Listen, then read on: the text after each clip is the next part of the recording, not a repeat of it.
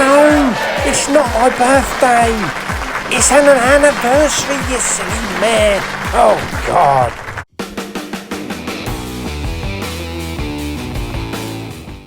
Hey, everyone. Big Pauly back for a new episode of What Is in the Poundland Bin. Do you know what's special about this episode?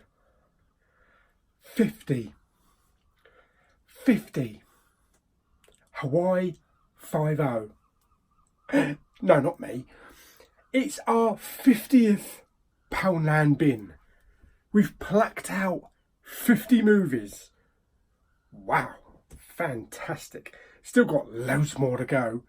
So we'll be celebrating our 100th in about 10 years. Right, okie dokie. Well, I suppose we better pick out today's anniversary edition, I think we'll call it. Roll credits.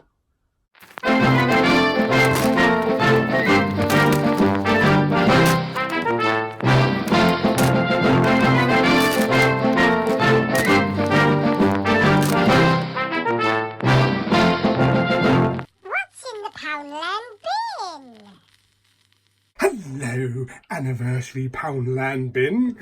Oh, are you going to give us something good for our 50th Blu-ray?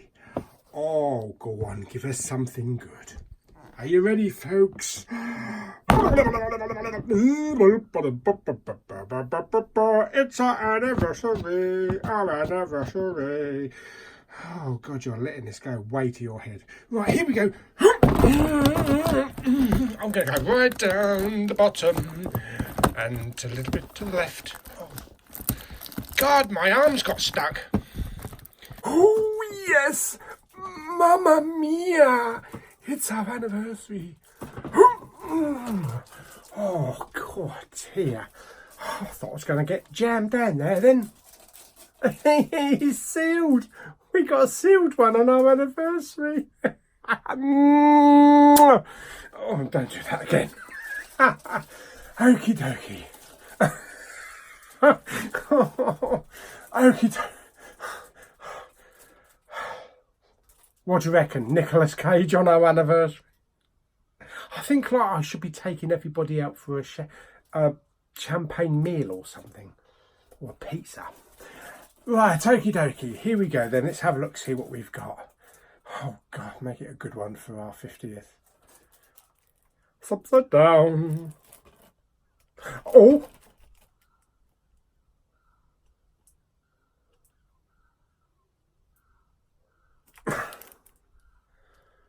Think fast, drive fast. Overdrive.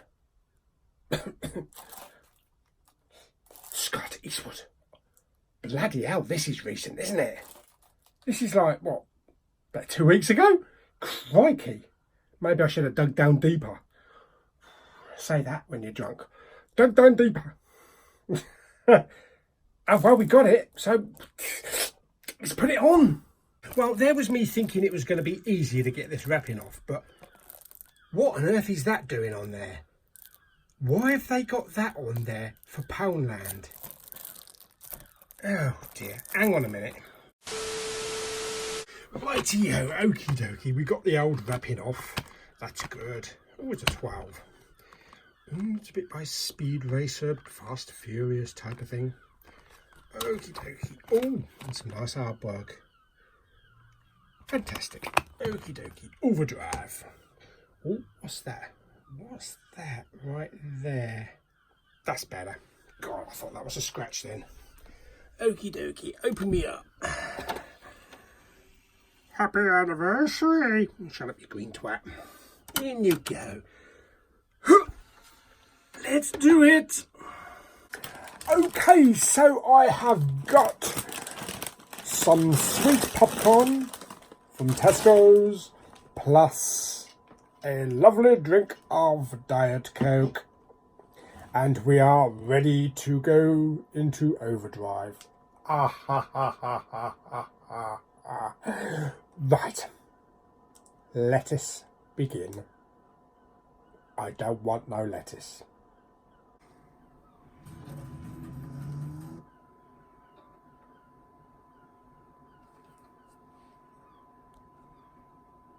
Who?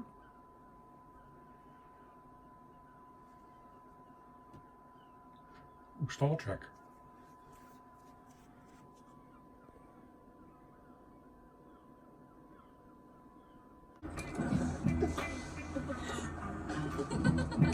Oh, you think Father just came up with that plan?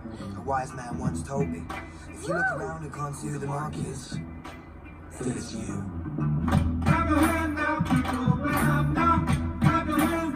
Okay, so Overdrive. Overdrive, yes. Okay, from the makers of Taken and the writers of Wanted. It's not bad. Not bad at all if you like the speeding cars and crashing motorcycles and mountain driving and all that kind of stuff.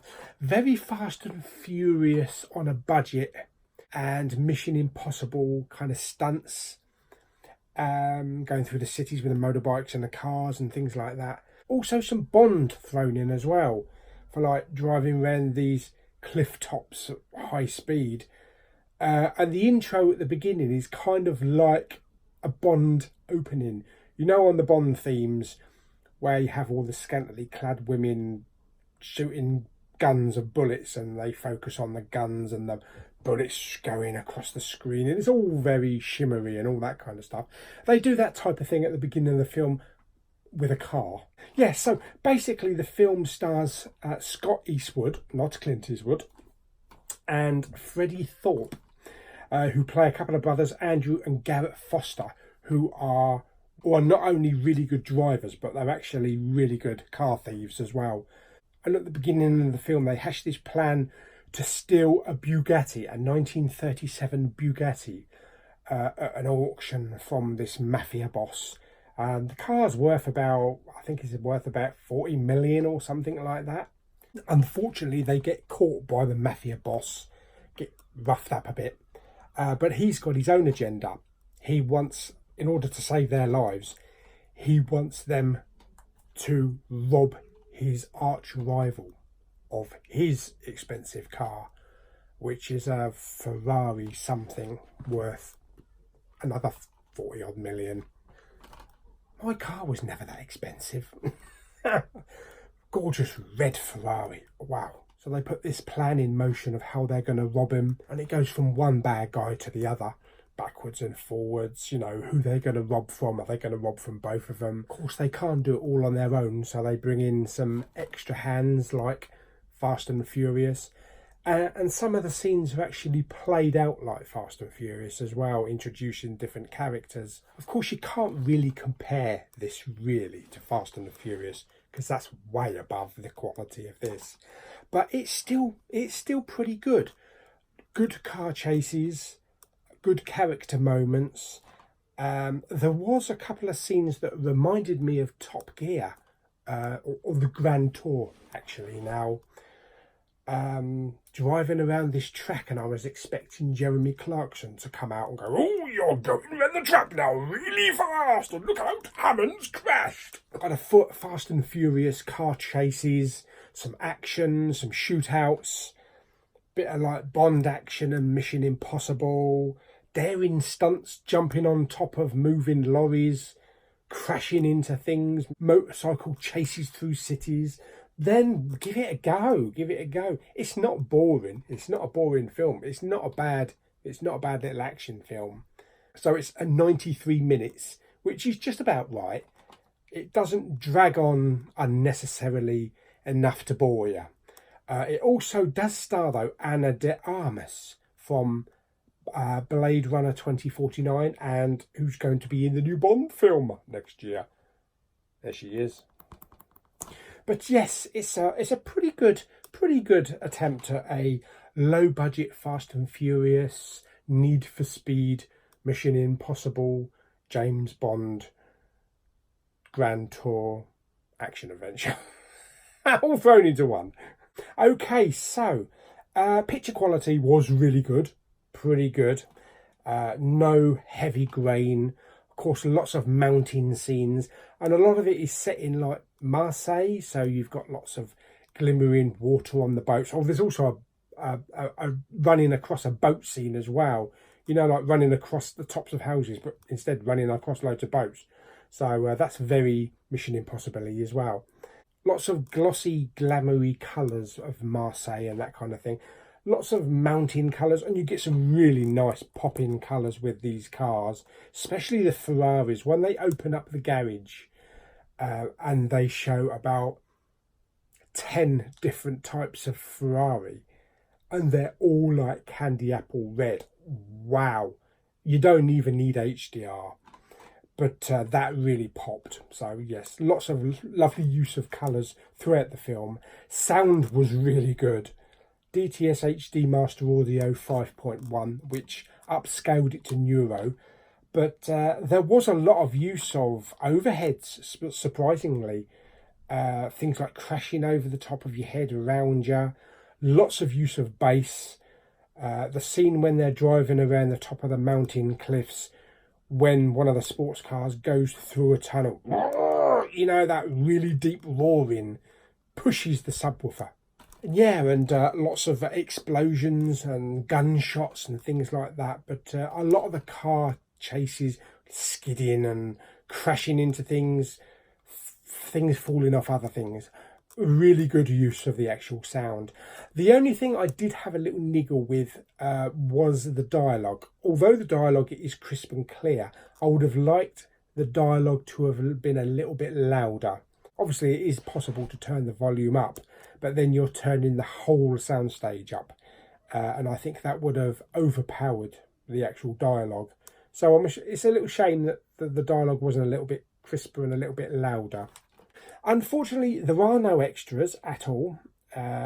Would have been nice to actually see a making of. But as I say, it's 93 minutes long. It's region locked B. The acting was pretty good. Scott Eastwood was good. Well, for once, I would actually like him to be in a film with his dad. I don't think... Has he ever been in a film with his dad? All the other famous families do it, so I can't recall, but I would really like that to happen. But of course, Scott Eastwood has actually already been in Fast and the Furious as well, so that's probably what attracted him to this. So yes, so that's Overdrive. How am I going to rate it? I'm going to rate it 6.25. It's a good attempt at being a Fast and Furious clone, but it's not quite there. But it feels more like Need for Speed with Jesse from Breaking Bad, really. But it was a good attempt, and it's not bad for, you know, for a quid or £2 from Poundland. Right, what are we going to do with it? I think this case actually deserves a different colour. I was thinking maybe red. Yes, candy apple red. Seeing as though the cars are red and the title's red, that would look good in a red case. Right. So I guess you know what's going to happen with it then. Right, shall we find out where it's going? Right, okay, so where is Overdrive going? So where is it going? Is it going up on the shelf, or is it going in the recycling bin with Pennywise's red balloon? Let's find out. Okay, so there we are on the shelf. Okie dokie, is it going here to join Fury and all the other stuff in there? No, I don't think so. I'm actually going to put it up on the shelf. Yeah. I wouldn't actually mind seeing it again. Not yet, obviously, but yes, I wouldn't mind seeing it again. Yes, I need to get a more candy apple red case for Overdrive, I think, but I think that would look good. So there we go then. Film number 50 done. 50 down, lots more to go. So I hope you enjoyed this week's anniversary edition of What's in the Poundland Bin. We shall hopefully do it again next week for number 51. Fantastic. So hope you enjoyed the video. Like it by giving it some broom brooms up. Don't forget to subscribe, comment and share, and I'll see you all on the next video. Bye.